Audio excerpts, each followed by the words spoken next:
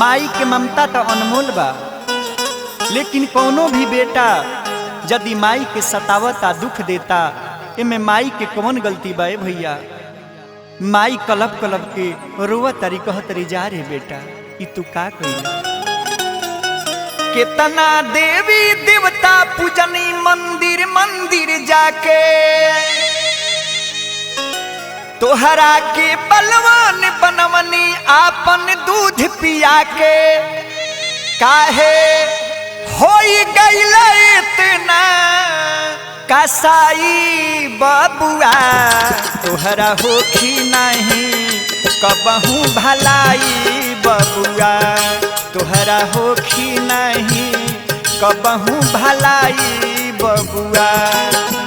कितना देवी देवता पूजनी मंदिर मंदिर जाके, तोहरा के बलवान बनवनी आपन दूध पिया के, काहे होई गइला इतना, होई गइला इतना कसाई बबुआ, तोहरा होखी नहीं कबहू भलाई बबुआ, तोहरा होखी नहीं कबहू भलाई बबुआ।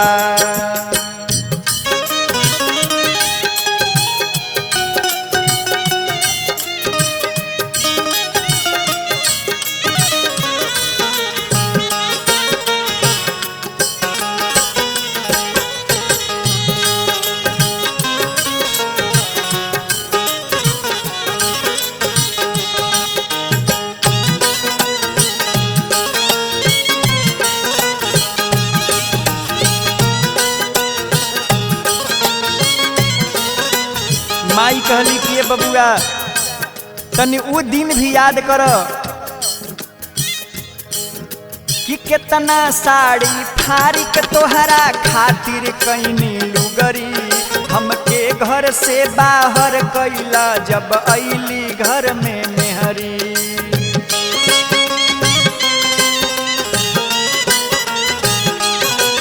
हो कितना साड़ी फाड़ी के तोहरा खातिर कईनी लुगरी, हमके घर से बाहर कैला जब अइली घर में मेहरी। अपने सूत तारा ओढ़ी के कि अपने सूत तारा ओढ़ी के रजाई बबुआ, कब होखी नहीं तोहरो भलाई बबुआ, कब होखी नहीं तोहरो भलाई बबुआ।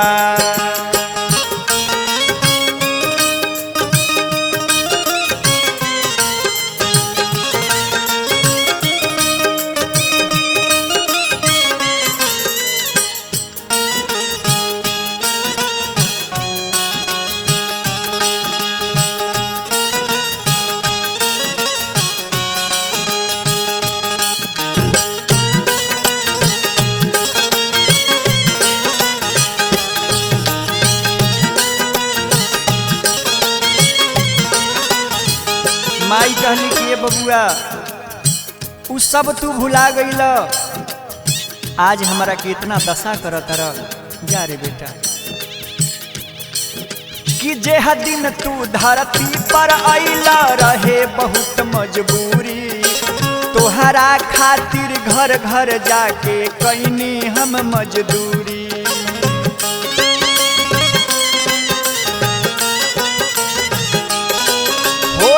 दिन तू धरती पर अइला रहे बहुत मजबूरी, तोहरा खातिर घर घर जाके कईनी हम मजदूरी। काहे पल भर में क दिहला, कि काहे पल भर में क दिहला पराई बबुआ, कब होखी नहीं तोहरो भलाई बबुआ, कब होखी नहीं तोहरो भलाई बबुआ।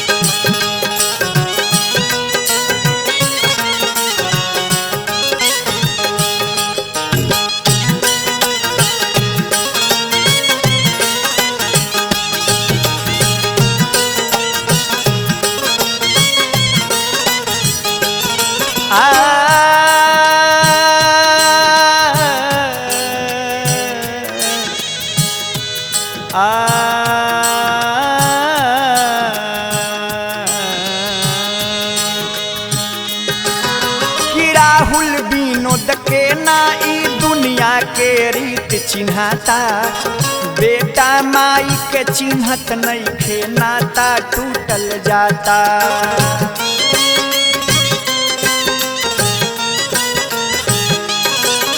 कि राहुल विनोद के ना ई दुनिया के रीत चिन्हाता, बेटा माई के चिन्हत नहीं खे नाता टूटल जाता। आवे आँखिया से देखी के, आँखिया से देखी के रोवाई बबुआ, काहे होई गईला इतना कसाई बबुआ, कब होखी नहीं तोहरो भलाई बबुआ। कितना देवी देवता पूजनी मंदिर मंदिर जाके, तोहरा के बलवान बनवनी आपन दूध पिया के, काहे होई गईला इतना, होई गईला इतना कसाई बबुआ, कब होखी नहीं तोहरो भलाई बबुआ, कब होखी नहीं तोहरो भलाई बबुआ, कब होखी